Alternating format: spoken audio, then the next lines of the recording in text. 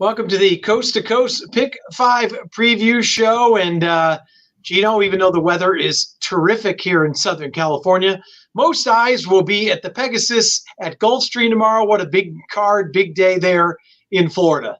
13 races on the card, 7 graded stakes races. When the entries came out, every field had at least 9. All of the stakes races had 10 or more, and the late pick 4, all fields of 12 in the final 4 races. So even if there are some favorites throughout the card, they're still going to pay well in the exotics because some of the races won't even have that much of an overwhelming favorite. Really good card top to bottom. We're going to talk about that Coast to Coast Pick 5 that will have 2 of those Pegasus races and then 3 races from Santa Anita. I thought the Santa Anita has a couple pretty challenging races towards the end of the card too that we'll get to discuss. And man, how many different things can you sit back and do on Saturday where we've got the Coast to Coast, you got the Pick'em contests that are free, kickback, and now we're going to incorporate some basketball questions because there's not any football games on Saturdays anymore. So totally free to enter at pick'em.santanita.com. And then on Saturday for the high rollers, I didn't qualify. So the Pegasus World Cup Betting Championship, $6,000 entry, 250,000-ish in prizes. Last year's winner took home 125,000. I think it might have been Skip under an alias because he's looking good today. Huh? Skippy, you are looking good, buddy. And as we said, the weather is just picture perfect out here, mid-70s, terrific weather. And we don't call you Skip Rains for nothing. What's the weather looking like in South Florida? South Florida, it's looking good. The place it's not going to be looking good is next weekend here.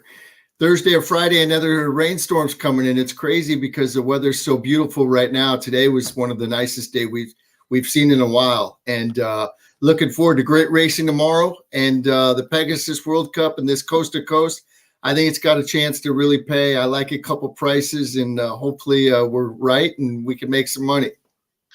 All right, well, let's get it started, Gino. We start right off the bat. The first leg is Gulfstream Park, race 12. We're going a mile and an eighth in the first Bet Pegasus World Cup Turf Invitational, a grade 1 with $1 million purse. What are you looking at here, Gino? Yeah, and we actually have a filly that's going to be likely favored in this race. She's the overwhelming favorite on the morning line. That's the number 9, Warm Heart here. She was second in the Breeders' Cup Filly and Mare Turf. Just a few starts back, she lost to Inspiral. Following that, she actually went to Sha Tin and ran third in the Hong Kong Vase. She's overwhelming, I think, on paper because there's not a lot of these necessarily that are grade 1 caliber horses, and she really is. She definitely is. I think there are some very fair knocks on her, though, with the schedule she's had recently. Look at some of the travel that she's had to deal with, right? She's gone from France to Santa Anita to Sha Tin and now back to Gulfstream in not that long for now just turned 4-year-old filly. And she's been pretty much racing since April, like once a month. She hasn't really had very many gaps. So this is a lot to ask, I think, of her. Also, this is the boys, right? And she's a filly, so she's having to face older boys, which she has not done a whole lot throughout her career. We've seen her face older fillies and mares in the Breeders' Cup. So just from a starting point, if she shows up A game, everybody else has their A game, she wins. But we have plenty of reasons to think she might not be able to show up with her A game, right? That's fair. And absolutely. Is this a little bit shorter than where she's at her best? Also, is she more like 1.5 miles, 1.25 miles? Is, going 1.125 miles against U.S. turf horses that maybe are a little quicker early? Is that exactly the type of trip she wants?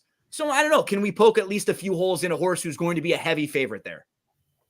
Yeah, no question. And Skipper, I know that obviously Aidan O'Brien, when he comes into town, he means business. And then you look at a horse like Integration, who's been nothing short of phenomenal, but really gets the acid test here. And maybe not in this race, Skip, but we the three of us all touched about on this again, that Chad Brown has a couple in here. He's still over 26 at the meet, which is absolutely incredible, Skip. Yeah, that's crazy when you see that stat. Over 26, he's got 4 seconds and 2/3. But boy, just something that I never thought I would see before. I'm going to single right off the bat here. I like Integration. I think this is a special colt. I know they paid $700,000. I love the breeding. The way that he's won, the first time out, maiden at what is that? It's Colonial. Colonial Downs, not Canterbury. I was thinking Canterbury Downs. Colonial Downs. And look at that time, 142 flat. That's racehorse time. First race out and just won and powered away easily and galloped out really, really nice. Came back right in the Virginia Derby, grade 3. Actually, on the turn, it didn't look like this horse was going to get up. It made that wide move. They went fast early, but it just looked like it was kind of just plodding along. But then all of a sudden, the jock hit it left-handed, Carmouche, and this horse took off and blew right by Program Trading, who was a real nice horse, or is a real nice horse for Chad Brown. And the third place finisher came back to win. So that was a very, very live race. And then they gave it a little time. They brought it back in November in the Hill Prince at Aqueduct. And boy, this race was awesome. Sat third. This horse has got more tactical speed than it's shown, But this horse, you can place it wherever he wants to be. And just turning from home, he kind of made a little wide sweeping move, 3 wide. The jock hit it left-handed and kind of like drifted out in the stretch and ended up in the middle of the track. But just once it got set down, this horse just dug in, put his neck out. It's got a beautiful stride. I think this horse could be a star in the making. This is a nice one. They gave it time after that, and I love the workout pattern. Ever 5 to 6 days, 7 days. The last 3 have been at the grass. They've had this race in particular planned for. So I'm going to single right off the bat. I like number 3 an awful lot. Gino, we're going back to you because I know you touched on a few. Sounds like you're going to use a couple in here, maybe try to beat some of the favorites. He's the horse to beat for sure, I think. But what concerns me is just the gaps, right? I think he's one of those horses who took a while to get started, to get to the races, and we've seen him need a little time in between starts. I think he might be one of those who he just can't help running so big when he shows up. And that scares me to single a horse like that. He's definitely in the mix for me. 2 price horses I want to mention. The number 5, Webslinger. I really like if we get the right pace. You know what you're going to get with Webslinger. He will come closing always. He is extremely consistent in that. And now he's going to make his third start off the layoff, third start of the form cycle. I think he could be set for his best with the right type of trip. I want to use him just in case. Then from the flip side, I want to use a horse who's going to be pretty close to the lead early, but I don't really love Main Event that much from out wide. I do think, when he gets his own way, he's tough. I actually like a horse who was behind him in that race, Jerry the Nipper. He's a little sneaky. He got in some trouble there. He was in between horses in traffic. Go race by race through his career. This horse is extremely honest. He always shows up and fires. And I think with the blinkers on and the inside draw, I think they're going to get aggressive. And I would be shocked if he's not in the top 3 early in this race, at least sitting a really good trip. 2 and 5 are my long shots along to use with Integration. I like it. So we're going to have 2 clear-cut favorites, obviously. And then, Gino, if you can get one of those bombs home, as we've been saying all along, each and every week, these things pay terrific. So we could be well on our way to a big payout once again. All right, Skipper, second leg is race 13 at Gulfstream, and that would be the Pegasus World Cup Invitational, $3 million on the line. Another giant race, Skip, and there's no huge standout or, the typical grade 1 just brilliant horse in here. It looks like a tough race on paper, at least. Skip, how do you look at it? No, I see that exactly also. They made National Treasure 9-5 favorite. And I don't know. I mean, maybe the horse wins. I'm going to use it, but I'm not sold on it. I know it just ran second to Horse of the Year, Cody's Wish. Congratulations to Cody's Wish. That was awesome. Can I, real quick, not to interrupt, but I think that's a great point because I was just talking about this race with someone and they asked, he just lost to Cody's Wish, right? And my counter was, is he going to get the same type of trip in this race that he got in that race? That was my counter. Right. Which I don't think so. Can he pass horses? That's the question I ask. He's never won a race when he sat off and passed horses. And Right. is he the fastest in here? I think you were hitting a great point, because we look and we see Cody's Wish, but then, he was loose on the lead that day. Right. I just don't know if he's going to get that same trip here. I think with the way that Hoist the Gold won the Cigar Mile, finally showing a little bit more speed than it usually has. How could they take that horse back? I think they got to be thinking, Absolutely. we got to go. Yep. And that makes it trouble, I think, for National Treasure. And I don't know. I mean, I guess the horse that I think probably is to beat is First Mission. I know that horse is doing well, training well. Brad Cox seems very high on it. It's only lost 2 times, and the 2 times it's lost, it got beat a nose and the 3/4 of a length first time out. But I'm going to use that one also. I like a couple bombs. I'm spreading in this race. I think it's wide open because I'm not sold on National Treasure. I'm not going to use Hoist the Gold. I'm going to use the 1 Nimitz Class. I love the trainer change, George Weaver. George Weaver's he had a great last year, and he's having a great this year. Starting off with the meet, he's winning at 30%. This horse likes to win. I love the 20-1 price. I know the last race, the last couple were at Parks. One of them was on a sloppy. But when I see 21 starts and 11 wins, that horse is a racehorse. And that's got to be on my ticket. O'Connor, Saffie Joseph trains this horse. This horse has won twice at Gulfstream Park, 27 starts, 12 wins. Paco Gonzalez is aboard. I like number 3, Dynamic One at 15-1. I think last time it was coming off that long layoff. I think it needed that race. They bet it to favoritism that time. Irad stays with this horse. I'm sure he had options on a couple more, but he stuck with Dynamic One. And Senior Bruscador. This horse ran against Tobias in the Cigar Mile. And every once in a while, if they start banging up front, guess what? This horse comes running. It did it down at Del Mar in the San Diego Handicap. It didn't run that bad in the Breeders' Cup Classic. I know it was 7th, but it got beat 5 1/4 lengths. That was a sneaky race, in my opinion. Another, I'm using the 11, and you said this last time. Do you always use the names or the horses with your names in it? I hate the post position, but I have to use Skippy's long stocking. It likes the best. He could be another one that's pressing the up front, especially being parked out wide. He wasn't that far behind National Treasure in the dirt mile, and now he has to be even more forced from out there. Has to go. So I think that pace is going to be very honest, and I'm spreading in here. Like I said, I mentioned a few of them: the 1, 2, 3, 6, 8, 9, 11, 12, and I'm going to put National Treasure in 2. I'm going 7 or 9 deep in here. I'll tell you one thing out of those. Senior Buscador will not be 20-1. There's no way. That was my next point. If he's 10-1, I'm going to bet him. Yeah. Right. He's probably going to be 5-1. Yeah. Because he's so high that it's the overreaction. If he was just 8-1 on the morning line, he would just be 8-1.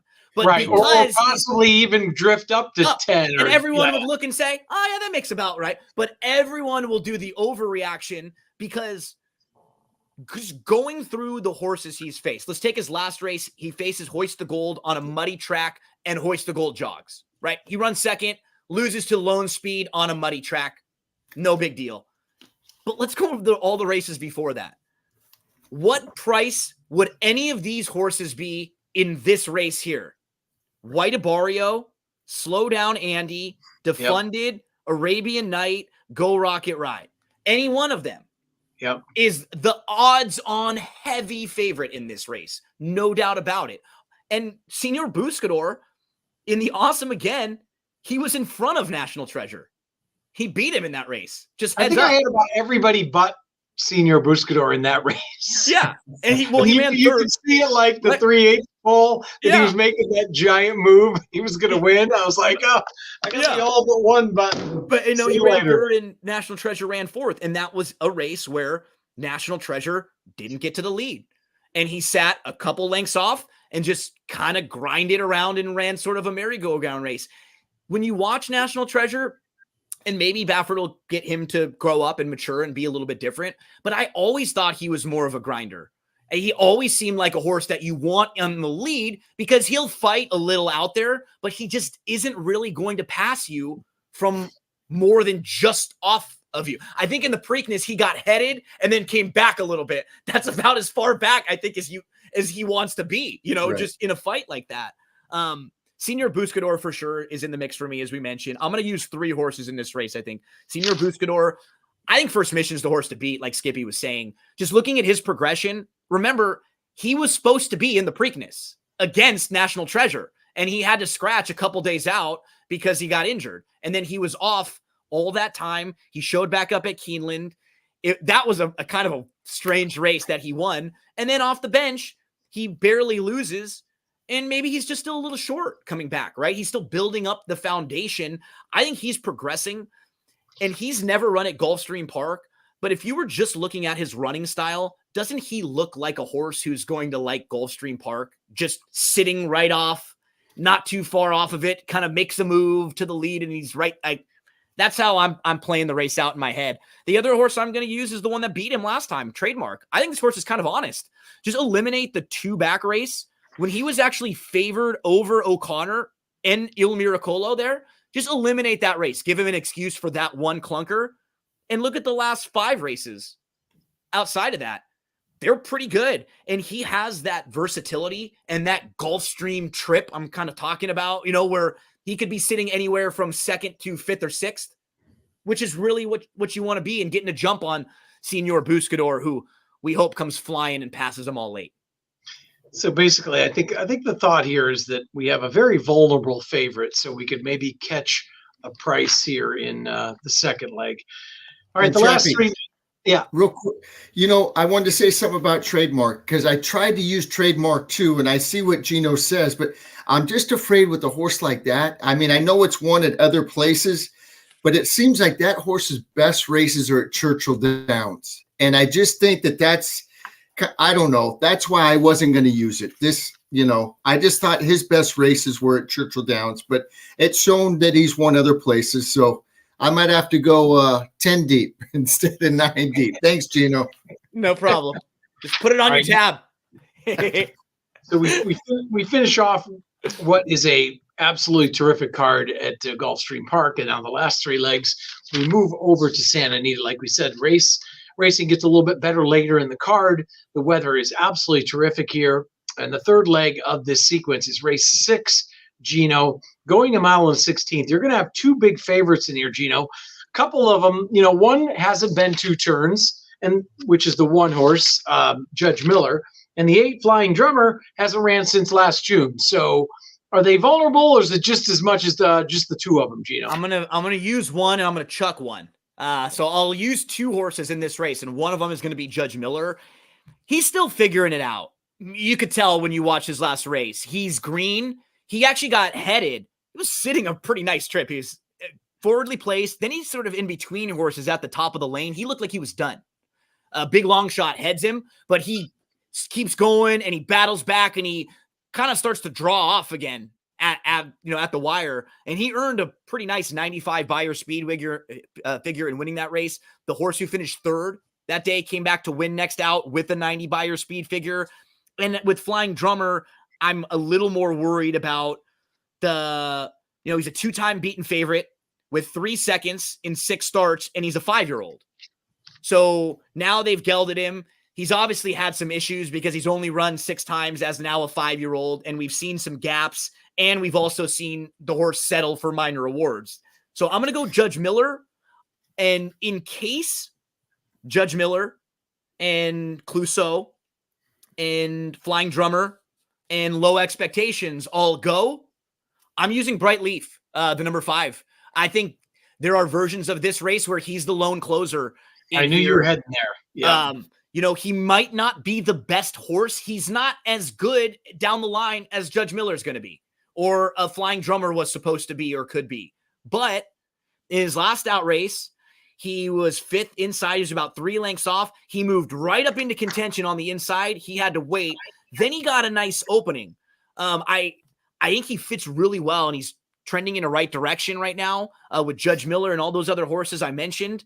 You start kind of doing process of elimination. It's him. It's maybe Rodrigo Knows and maybe St. Elmo. I think I trust him the most of these horses that could be closing. So I'm going to use 1 and 5. Yeah, I agree with you on Brightleaf. In very good form, and obviously loves Santa Anita, winning 3 of 6 here at the Great Race Place. And Skipper, Gino was talking about the one horse, Judge Miller. Mark Glatt only hitting at 41%, won another one here again today. So, yes, we all know when you're hot, and that carries a lot of weight here in this race as well. What are your thoughts? You know, I like Judge Miller an awful lot here. I'm only going to go 2 deep just in case. Judge Miller, as Gino was saying, this horse, you know, cost $550. I think the farther the better for this horse. This is a big horse. I bet it first time out. I knew the barn liked it. I liked the way that it was training. And it got beat by a Baffert that went wire to wire that day. Came right back, showed more speed, and looked like it was, you know, it was getting headed. And like Gino said, this horse was pulling away at the end. This horse, the farther the better for this horse. This horse doesn't have a turn of foot or anything. It's a grinder. This horse is a big horse, wants to go, and will just keep going. But in case there is a lot of speed, you know, in case a few of them go, like Flying Drummer or Low Expectations, or, you know, I think those are probably the only ones. Maybe Rodrigo Knows, who knows. But I'm going to take the 3. Rodrigo, that's who. Rodrigo. I'm going to take St. Elmo as my second pick, and my only other one I'm going to use. Rosario jumps aboard this horse. Throw out the last race. It was at Turfway Park. But it broke its maiden, and then it came back and didn't run that good. It bumped at the break. Then it came back and ran second to Money Supply. Then it won a starter allowance, and that pretty good time, 143-3. Last time, I just don't think it liked that Turfway Park track. And now they ship it out. Michael McCarthy trains it. I think Rosario is going to get a good trip on this. So I'm going 1-3 in here. That's what I like. Yeah, if I can get away with 4 deep, I'm the exact. I would go 1-3-5-8. I got to use Flying Drummer. I don't. He might just be better, or you know, like that's what's unfortunate is that the one might still be figuring things out here, and if Flying Drummer is just a little bit better, he's tough to leave out. But I'm a tough guy. You know what I mean? And like we said, I mean, first of all, the way it looks on paper, there is a lot of speed. Brightleaf is the clear closer, but the way Rosario rides as well, I think, like Skip said, this horse is going to take back and make a run. So those would be the 2 that it could set up for very well. And it looks like there could be a speed duel early.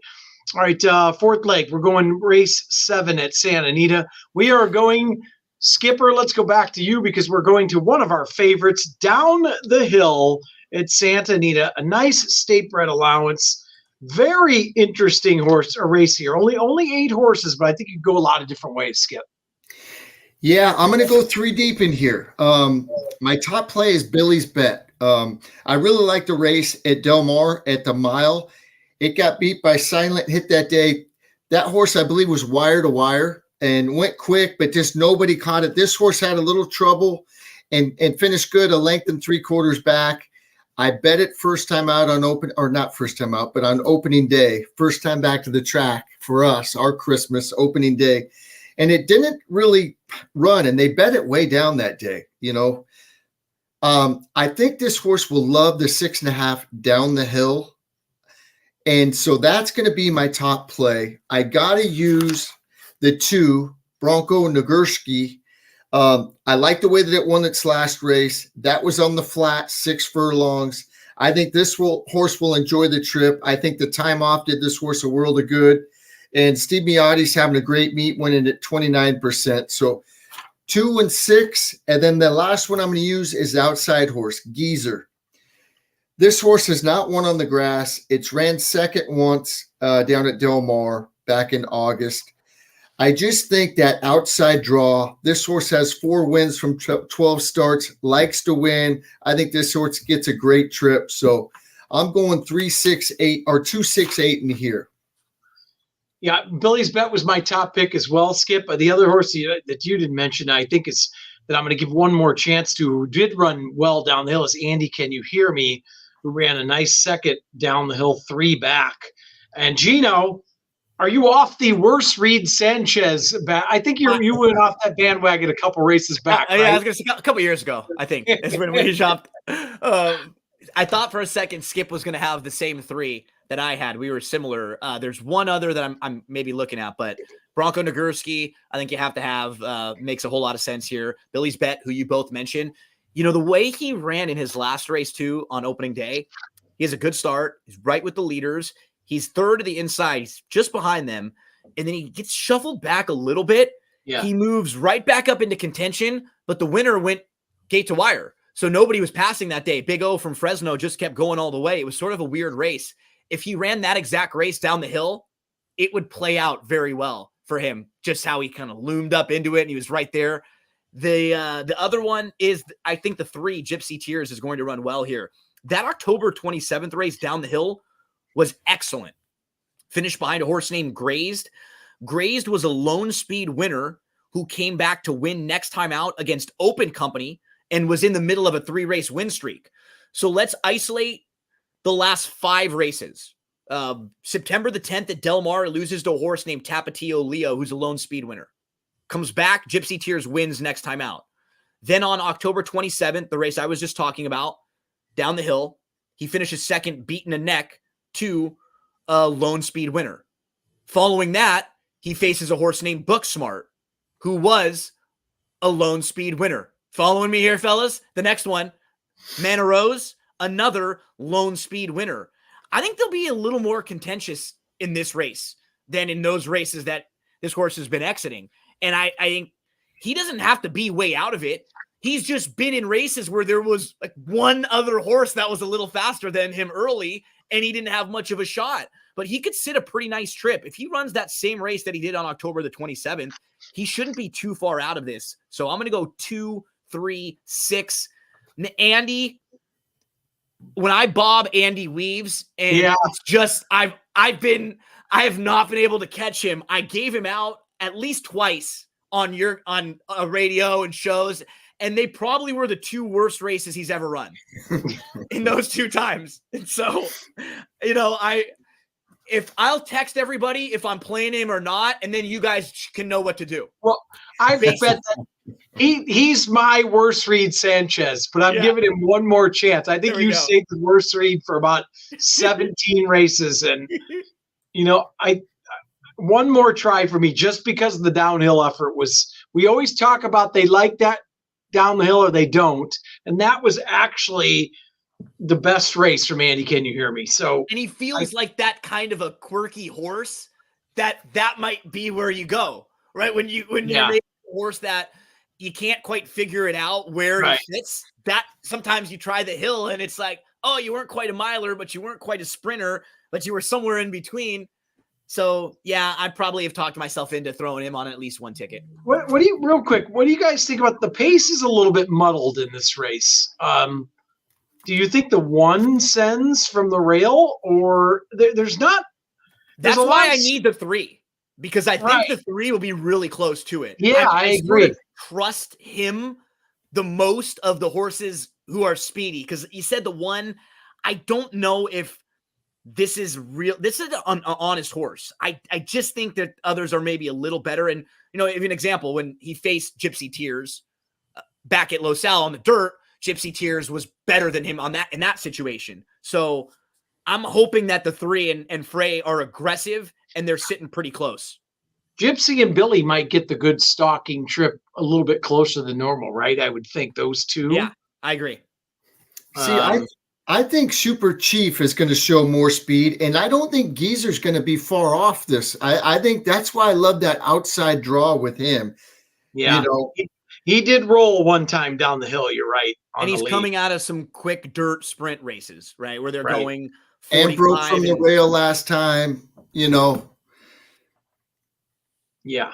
The last few, he just hasn't shown the same amount of speed, but down the hill he did go 21 and change. So that's interesting. All right. we move to the last leg. This is where my single's going to be in the Well, then final you start leg. us off, Chappie. Get us all set up. Tell us who do we need in the San Pasquale race number 8, which is the closing leg of the Coast to Coast Pick 5 on Saturday. Newgate. Last time out, got the prep going 6 furlongs, stretches back out. The last work on January 20th was spectacular on XBTV, and at 3-1 second choice, second choice, that's my single. I think this horse moves way forward. Obviously was one of the many early Derby hopefuls for Baffert last year, and I think this is the coming out party going back to 2 turns. What you just did is what I do every time I handicap a race, and I think sometimes not enough people do, where they just focus on the horses and not, is this the spot for this horse at this time? Because for example, for Newgrange, who won really impressively on opening day, that race, that spot against that field, I cannot believe, even looking back, that he was 7-2 that day. Yeah. When you went through the field that was in there, it was Sub Sanador, who was coming over for Sadler, who was making his first start since June of last year. So a total wild card. You had Brickyard Ride, who can't go that far. You had Stiletto Boy, who looked like he was done, and Mixto. That was the field. And he was the horse cutting back a little bit, looked like he was going to sit a perfect trip. That was his day. So I don't want to play him after that. That was the trip he got. For Newgate, it was the total opposite. That was his first start in 10 months. He's probably a horse that they have bigger plans for in these bigger races that they want and they think is best going longer. And start going through his races and who he lost to early on. Cave Rock, Forte, Having a Meltdown, and Reincarnate. And he fought on at a distance that was probably not his best. He really did look like he needed the race. And now they're going to be a lot more aggressive with him in here stretching out. I think you just look at 2 different horses and you see one that was well meant for his last race and one that, win or lose, looks much more well meant for this particular race. 100% agree with you. Yeah. Yeah. Skipper? I'm going to use 3 deep in here. Obviously, Newgate is one of them. I'm going to use Mr. Fisk also. I think this horse, it's got that win at Santa Anita. It's won its last 2. I know 2 back was in a dead heat, but it beat Newgrange. I'm not using Newgrange for all the reasons that Gino said. I mean, I think the San Antonio was a perfect race at the perfect time for that horse. He's off my ticket. The one that I'm going to use that comes out of that race is number 7, Mixto. I like the replay on this horse. It was wide the whole way. It looked like it was kind of done. This horse came running at the end. I mean, I don't know. Maybe Irad was, gearing down Newgrange, but I like the way that Mixto was coming on. Doug O'Neill's been, his barn's been on fire lately. And Freyshew's been riding great. I think the longer, the better for this horse. And I just, out of those 2, instead of using a 5-2, I know it beat the 7, but I'm using the 5-1 shot Mixto. So I'm going 4, 6, 7. I mean, if I could narrow down somewhere else, I might think about using the 1, but I don't know. I think maybe I was just trying to make something happen. For a price at 12-1, that one I would maybe consider. Seems to be getting better. It had that one bad race at Del Mar on the grass, but it got claimed at Ellis Park. It won. It came and ran really, really good at Del Mar, first off the claim. Then it raced on the grass, didn't run any good. Then it came here back at Del Mar, ran decent, won by a half length and 136-2. They gave it a little time. They brought it back in the Zia Park Derby. And, I know it's only against 3-year-olds it was that day, but won by 2. So they had the magic touch with this horse. And look at Dirt Fast Starts, 5 starts, 4 wins. So if I want to get a little wild, the ticket's not too much, I might throw the 1 in also. But 4, 6, 7 for sure on my ticket. I'm doing the 1 has gotten better, and the key was they claimed him off the turf, put him on the dirt. He's basically done no wrong since. So, and you are going to get a giant price on that horse. I have 2 tickets, and one of them is doing exactly what each of you guys said. One of them is singling Newgate, so that way I can use some of the other horses leading into this race that I want in some of the other races. Yep. On the other ticket, I'm going 1, 4, 6, 7, and I'll shorten up in some of the races I like earlier for all the reasons that Skip mentioned about all 3 of the others. Mixto, watching it visually, this horse has a spark in his last 2 races. Right. And he galloped out really nicely. Once they straightened him out, he just had this real good energy in there. Mr. Fisk, he needs a little pace help, but he might get it. You know, Newgrange might be ridden really aggressively in here. You could see them trying to get aggressive again with Stiletto Boy to see if he's got any of that left, and the 3 getting aggressive. So Mr. Fisk, I'm going to use because he could get that set up. And again, look at some of the horses he lost to. Grade 3 winner, Reincarnate. Rest in peace, Practical Move. Grade 1 winner. Won 4 in a row. Go Rocket Ride. Rest in peace. Grade 1 winner. Skinner, Hijazi, Fort Bragg. Conclude. Grade 2 winner. We know the Southern California connections well. We watch all these races. And we know Doug O'Neill pretty well. And one thing that Doug does so well, it reminds me of what you see the Dodgers do, or what the Oakland Athletics would do in the Moneyball days, where there's a horse that was supposed to be very good. And O'Neill almost always will take a shot on those horses when they drop down. Just thinking, is there something left in this horse that they showed ability against better? And look at 2 Rivers Over. It's not that this horse was overmatched when he was at fairgrounds against better horses. He actually kept losing to horses that were sharp and next out winners. And he was running 3rd or 4th, and he wasn't getting great trips, but it wasn't like this was a bad horse. He was supposed to be better. And then he drops all the way down to the $30,000 level.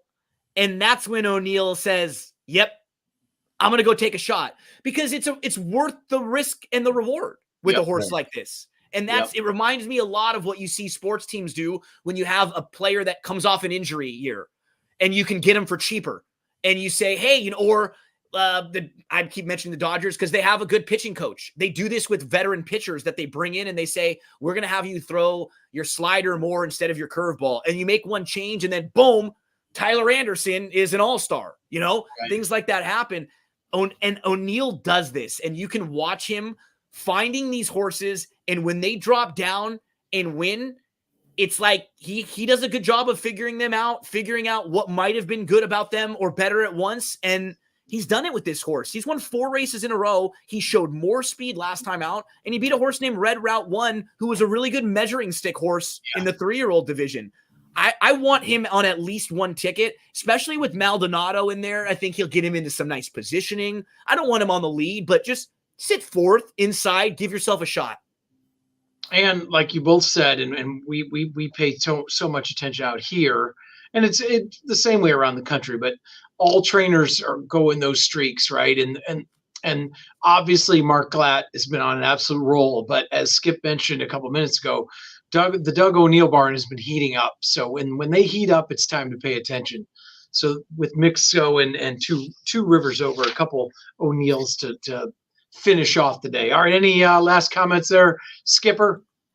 Oh man, I can't wait for tomorrow. I love this coast to coast pick 5. It paid good.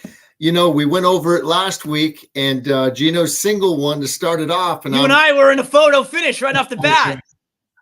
I said, well, I'm glad Gino's alive, but then the 40-1 won the next leg, and everybody was out. But that thing paid $64,000. Gino, your horse was like 7-1, wasn't it? I know. I could not believe it. And then what was frustrating was because it was the first leg of the pick 5 where I had the horse singled. And this, to me, this is like one thing we do as gamblers, right? That shouldn't be a reason why I don't bet that horse to win. Right. But I did, because I had a bigger coast to coast pick 5 that was all in on this horse. So I didn't want to put another 20 or $50 to win on him. And I end up losing, and I would have loved the extra couple $100 just for the win wager, right? Especially when I liked the horse that much to single him, and I saw he was at 7-1. So dunce cap for Gino, for that one. You know, in the last couple races, I know they weren't program favorites or heavy favorites on the program, but they got bet down and they were favorites. I think one of them was 6-5, and there was another one. The thing still paid 64,000. I mean, so it was 7-1, 40-1, and then I think it was 3 favorites in a row, or second favorite with 2 favorites. And even the 64,000. 7-1 was a 5-2 morning line. I thought the horse was going to be like 2-1, and yours was going to be like 4-5. So I was way off in how I thought the race was going to get bet, but not necessarily in how competitive it was with those two right on the wire. Yeah. Right. Yeah.